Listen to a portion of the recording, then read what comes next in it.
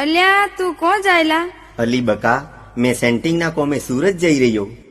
પણ તું પરદેશ જઈને મને ભૂલી તો ના જાય ને? નીલી, તારી પોહે મારો મોબાઈલ નંબર તો છે જ ને. જ્યારે યાદ આવે ત્યારે ફોન કરજે. સારું બકા, બાય બાય. Bye bye. દેશ જાવું પરદેશ જાવું સેન્ટિંગ માં જાવું સેન્ટિંગ